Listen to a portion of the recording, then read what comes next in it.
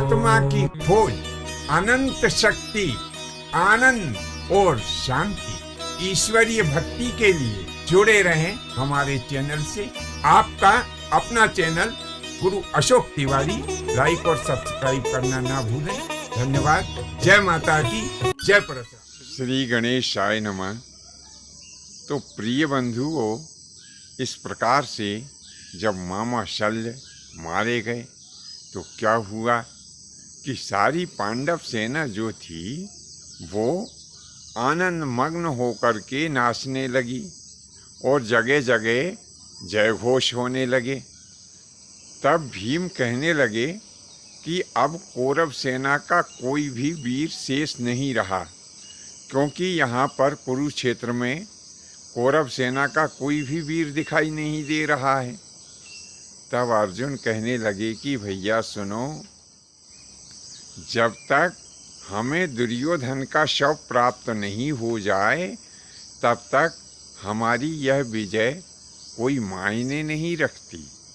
हम यहाँ आनंद उत्सव भले ही मना रहे हों, लेकिन हमारा कर्तव्य बनता है कि हम पहले दुर्योधन की खोज करें, यह देखें कि वह मर गया है अथवा कहीं पर छिप कर के बैठा है।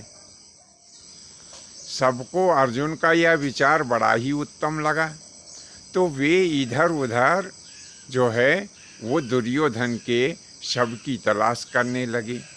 इतने में ही क्या हुआ कि धर्मराज के कुछ गुप्तचर वहाँ पर आ गए और गुप्तचरों ने ये सूचना दी कि प्रभु, आपका शत्रु दुर्योधन इस समय व्यास सरोवर में जाकर के छिप कर के और बैठा हुआ है, अभी तो वो जीवित है। तब रात्रि के समय में ही पांचों पांडव भगवान श्री कृष्णचंद्र जी महाराज को साथ में लेकर के और व्यास सरोवर के तट पर पहुंच गए। अब कैसे जो है दुर्योधन को बाहर निकाला जाए। तब भगवान श्री कृष्णचंद्र जी महाराज कहने लगे कि सुनो, जब तक कि दुर्योधन को तुम अपशब्द नहीं बोलोगे तो दुर्योधन नहीं निकलेगा। तब धर्मराज युधिष्ठिर ने कहना प्रारंभ किया, अरे कपटी, अरे कहाँ जल के भीतर छिप कर के बैठा है। अरे कायर, तूने तो माता गांधारी के दूध को लजा दिया है। अरे तू कैसा वीर है रे कि अपने भाई और इष्ट मित्रों को मरवा करके क्या आकर के जल के भीतर छिप करके बैठ गया है। अरे शायद ऐसा लगता है कि तू पुरुष है ही नहीं, तू तो हमें स्त्री जान पड़ता है। चल एक बार तू बाहर निकल के ये कह दे कि मैं पुरुष नहीं हूँ, मैं तो स्त्री हूँ, तो हम पांचों भाई तुझे छोड़ देंगे, तेरा वध नहीं करेंगे, क्योंकि हम लोग स्त्री के ऊपर हाथ नहीं उठाते। क्योंकि यदि तू पुरुष होता तो पुरुष कायर नहीं होते, तू तो युद्ध करता। अरे तू पुरुष नहीं है, इसीलिए यहाँ व्यास सरोवर में आकर के छिप गया है। तब दुर्योधन कहने लगा कि धर्मराज सुनो, तुम्हें कुल के नाश का बड़ा ही शौक है, चिंता मत करो, मैं कायर नहीं हूँ। मैं इस समय बहुत थक गया हूँ और सोना चाहता हूँ, इसीलिए मैं यहाँ व्यास सरोवर में आकर के शयन कर रहा हूँ। इस समय मुझे सो लेने दो और फिर मैं प्रातःकाल तुम लोगों के विनाश के लिए पुनः प्रस्तुत हो जाऊँगा। चिंता मत करो, मैं तुमसे डरता नहीं हूँ, चाहे भले ही मेरी पूरी सेना नष्ट हो गई हो, लेकिन मैं अकेला दुर्योधन इतना सक्षम हूँ कि तुम्हें और तुम्हारी सेना को मैं नष्ट कर सकता हूँ। और धर्मराज युधिष्ठिर, तुम नीति को भूल गए हो कि पहले युद्ध का ऐसा नियम हमने निर्धारित किया था कि जो शस्त्रहीन हो जाए, जो थका हुआ हो, जो शयन कर रहा हो, जो युद्ध के मैदान को छोड़ कर के भागा हो, जो घायल हो, उसे वीर लोग सताते नहीं हैं। ये नियम तुम्हें क्या पता नहीं है? तुम नीतिवान होते हुए भी मुझ शस्त्र विहीन, घायल और थके हुए वीर को सताने के लिए यहाँ पर आ गए हो। तब धर्मराज युधिष्ठिर कहने लगे कि जब मौत सिर पे आ गई तो अब तुमको धर्म और नीति याद आने लगी। उस समय क्या हो गया था? उस समय तुम्हारा धर्म और नीति कहाँ गई थी कि जब भरी सभा में एक वस्त्रा पांचाली का चीरहरण तुमने करवाया था। उस समय बालक किंतु वीर अभिमन्यु, जो कि निहत्था और अकेला था, तुमने 7 महारथियों ने उसे घेर करके मार डाला। उस समय तुम्हारा धर्म और तुम्हारी नीति कहाँ गई थी? अरे निकम्मे, मुझे ऐसा लगता है कि तू तो पक्का स्त्री ही है।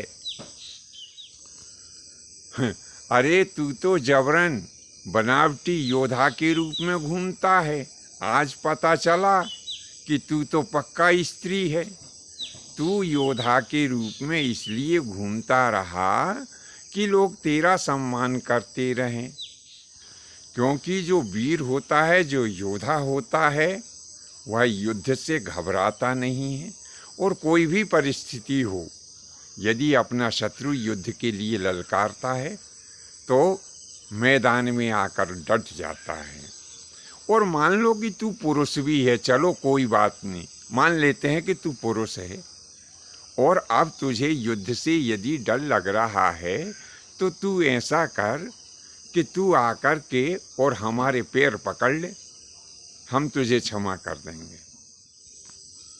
दुर्योधन धर्मराज के ऐसे अपमानपूर्ण शब्दों को सुनकर के रोष में भर गया और गदा हाथ में लेकर के और व्यास सरोवर के जल से बाहर आ गया। कहने लगा कि धर्मराज सुनो, तुम 5 हो और मैं अकेला हूँ। यदि तुम्हें लड़ने का इतना ही शौक है तो तुम ऐसा करो कि एक एक करके और 5 भाई मुझसे युद्ध कर लो। सर्वप्रथम जो भी आना चाहे मेरी गदा का सामना करने के लिए आ जाए। तब धर्मराज ने कहा कि मैं नीति नहीं छोड़ूंगा, क्योंकि तुम अकेले हो, इसीलिए हमारी तरफ से भी एक ही भाई तुमसे युद्ध करेगा। अब उनमें से चाहे तुम जीत जाओ तो पूरा राजपाट तुम्हारा होगा, और हम में से लड़ने वाला जो भी भाई है, यदि वो जीत गया तो सारा राजपाट हमारा होगा। हम सब भाइयों ने विचार किया है कि भीमसेन तुमसे गदा युद्ध करेंगे। यदि तुम्हें हमारी यह शर्त मंजूर हो तो आकर के युद्ध कर लो। तब दुर्योधन ने कहा ठीक है, युद्ध करते हैं। अब दुर्योधन गदा युद्ध में बड़ा ही माहिर था।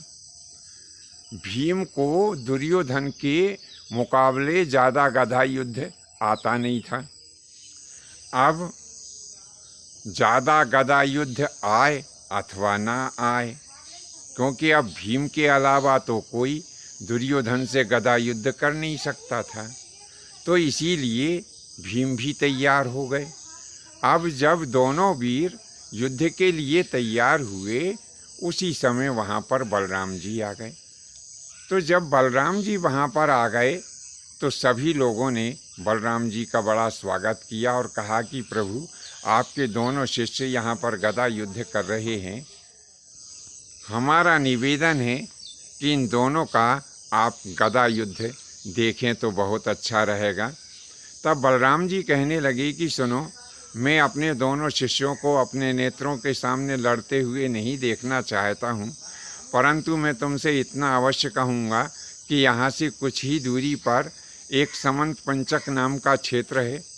यदि वहाँ जा कर के दोनों युद्ध करें तो जो भी वीर गति को प्राप्त होगा वह स्वर्ग को जाएगा। ऐसी मेरी इच्छा है इस समंत पंचक क्षेत्र में जाकर के ये युद्ध किया जाए तो बहुत ही अच्छा रहेगा। सभी ने बलराम जी की बात को मान ली।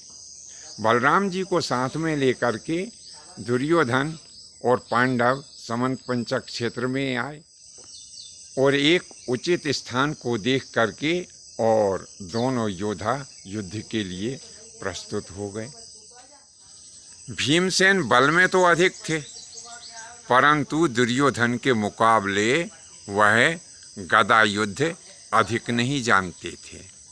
दुर्योधन बल में कम था, परंतु भीमसेन से ज़्यादा कुशल तरीके से वह गदा युद्ध करना जानता था। दोनों ने एक दूसरे के ऊपर घात प्रतिघात करना प्रारंभ कर दिया। अब इसमें जब दुर्योधन भीमसेन के ऊपर अपनी गदा का प्रहार करते थे तो भीमसेन की हड्डियां जर-जर बोलने लगती थी, यानी चटकने लगती थी। और जब भीमसेन दुर्योधन के ऊपर गदा का प्रहार करते थे तो दुर्योधन को कोई ज़्यादा विशेष कष्ट नहीं होता था। दुर्योधन ने एक बार भीमसेन के ऊपर ऐसा गदा का प्रहार किया कि भीमसेन थे तो मूर्छित हो गए और दुर्योधन दूसरी गदा मारने वाला था, और यदि वास्तव में वो लग जाती तो भीमसेन का प्राणांत हो जाता। वो तो ये अच्छा रहा कि उनकी मूर्छा शीघ्र ही दूर हो गई और उन्होंने वो दाव बचा दिया। अब भीमसेन मन में विचार करते हैं कि दुष्ट को कैसे मारा जाए। उसी समय भगवान श्री कृष्णचंद्र जी महाराज ने अपना हाथ अपनी जांघ के ऊपर बड़े जोर से मारा और वो भीमसेन ने देख लिया कि भगवान मेरे को इशारा कर रहे हैं कि इसकी जांघ कच्ची है, क्योंकि भगवान ने पहले ही पांडवों को बता दिया था कि ये दुष्ट दुर्योधन का संपूर्ण शरीर तो वज्र का है, केवल इसकी जांघ कच्ची है, इसलिए जब भी प्रहार करें तो इसकी जांघ के ऊपर ही प्रहार करें। तब भीमसेन इस तलाश में रहे कि कैसे इसकी जांघ के ऊपर प्रहार करूं। उन्होंने ताबड़तोड़ दुर्योधन के ऊपर गदा से आक्रमण करना प्रारंभ कर दिया। तो एक बार जब भीमसेन ने दुर्योधन को लक्ष्य करके और गदा से प्रहार करना चाहा तो इधर दुर्योधन ने विचार किया कि उछल करके इस गदा का बार बचा दें। लेकिन उछलने में क्या हुआ कि वह गदा जो भीमसेन की थी वो दुर्योधन की जांघ में लग गई। जांघ में गदा के लगते ही दुर्योधन की जांघ थी तो टूट गई और वह वहीं गिर पड़ा। भीमसेन ने अपने पैरों से उसके सर में ठोकर मारी। कहने लगे, उठो कुरुराज, अरे युद्ध करो भाई, तुम तो बड़े बलवान थे और अपनी जंघा के ऊपर एक वस्त्रा रजस्वला द्रौपदी को तुम बिठाना चाहते थे। उठो और तुम युद्ध करो, क्योंकि तुम तो बहुत बड़े बलवान हो। अरे तुम कैसे गिर पड़े? ऐसे उसका परिहास उड़ाते हुए और पांचों पांडव आनंद मग्न होते हुए और वहाँ से चले गए। बंधुओं, आज के लिए बस इतना ही। शेष अगले भाग में नए विषय के साथ में आपकी सेवा में उपस्थित होंगे। आज्ञा दीजिए। धन्यवाद। जय माता की, जय परशुराम जी की।